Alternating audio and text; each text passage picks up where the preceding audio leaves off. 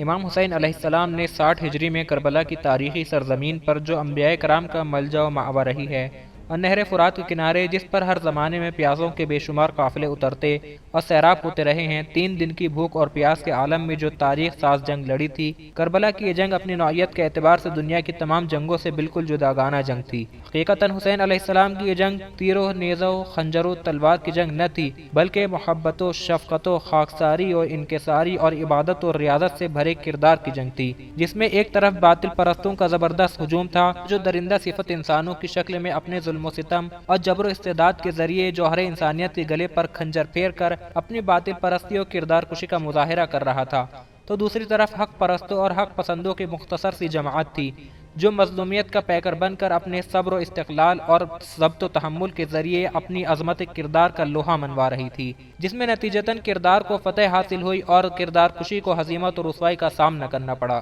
وہی کردار سازی اور کردار کشی کی جنگ دنیا میں آج بھی جاری ہے۔ 1400 سال سے لے کر آج تک حسین کی اس یکتائے زمانہ جنگ کا اثر دنیا کے ہر حساس ذہن پر تازہ ہے اور قیامت تک اسی طرح تازہ رہے گا۔ یہی کردار کی جنگ مقام شبیری کا اصل موضوع ہے اور موضوع کی اسی انفرادیت و نوعیت کے سبب مقام شبیری کو دنیائے تاریخ میں امتیازی حیثیت حاصل ہوئی ہے۔ آخر کلام میں اس حقیقت پر بھی روشنی ڈال دینا انتہائی ضروری ہے کہ مقام شبیری کا پہلا ایڈیشن 1984 عیسوی میں کراچی میں طبع ہوا تھا، جس میں کتابت کی تصحیح کے سلسلے میں اس مطلوبہ توجہ اور اس خصوصی دلچسپی کے فقدان کے سبب جو اس عظیم و اہم مسودے کے لیے درکار تھی بکثرت ایسی صریحی غلطیاں باقی رہ گئی تھیں جو کسی بھی تصنیف کی اہمیت و مقبولیت کے بالکل منافی ہوتی ہیں، یعنی لفظی اغلاط کے بہتات کے ساتھ کمپوزنگ کی معمولات کے مطابق بعض مقامات پر عبارت اغلاط بھی ایسی پائی جاتی ہیں جن سے سلسلہ بیان منقطع ہو جاتا ہے اور قاری کو سخت ذہنی الجھنوں سے دوچار ہونا پڑتا ہے، جس کا اس دوسرے ایڈیشن میں بطور خاص لحاظ رکھا گیا ہے اور کتاب کو اس قسم کی کوتاہیوں سے پاک رکھنے کی کوشش کی گئی ہے تاکہ عام قاری کو کتاب کے نفس مضمون اور مصنف کی اساسی مقصدیت سے پوری طرح استفادہ کا موقع فراہم ہو سکے۔ اس کے علاوہ پہلے ایڈیشن میں مذکورہ اغلاط کے ساتھ کمپوزنگ ہی کے سلسلے میں ایک ایسی کوتاہی یہ بھی پائی جاتی ہے کہ مصنف علیہ الرحمہ نے اپنی اس تصنیف میں جن مآخذ سے استنباط و استدلال فرمایا ہے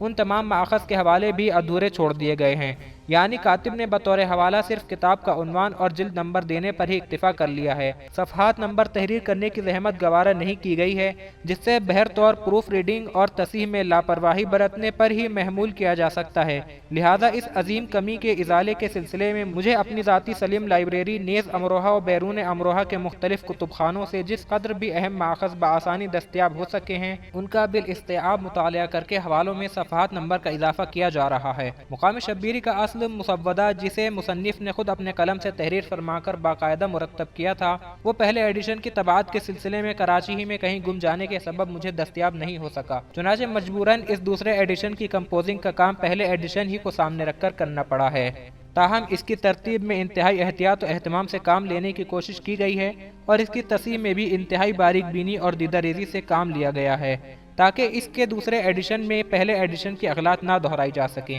مقام شبیری کے پہلے ایڈیشن کی مذکورہ تمام اغلاط جو عموماً ہر قاری کے لیے باعث زحمت رہی ہیں، ان تمام اغلاط کے باوجود صاحبان فکر و نظر اور دانشور حضرات نے مسودے کے نفس مضمون اور موضوع کی اہمیت پر غور کرتے ہوئے اسے ایک زبردست تاریخی دستاویز اور کربلائی تاریخ میں ایک عظیم انفرادی کارنامہ قرار دیا ہے۔ مصنف علیہ الرحمہ نے اپنی اس تصنیف میں جس مخصوص انفرادی طرز فکر کے ذریعے اقدار اسلامی کے تناظر میں واقعات کربلا کا مطالعہ کیا ہے اور جس مؤثر پیرائے بیان میں واقعات کربلا پر تفصیلی روشنی ڈالی ہے، عام طور پر سماج کے ہر طبقہ فکر میں اسے بہت زیادہ پسند کیا گیا ہے۔ مقام شبیری کی اس عمومی مقبولیت ہی کے سبب کافی عرصے سے احباب کی یہ خواہش تھی کہ اسے کمپوزنگ کی اغلاط اور کوتاہیوں سے پاک کر کے بارے دیگر شائع کرایا جائے تاکہ دنیا انسانیت کے انصاف پسند حضرات واقعات کربلا سے پوری طرح واقف ہو سکیں۔ چنانچہ احباب کے مسلسل اصرار کے پیش نظر اس اہم تصنیف کو دوسرے ایڈیشن کی صورت میں زیور طبع سے آراستہ کر کے منظر عام پر لایا جا رہا ہے۔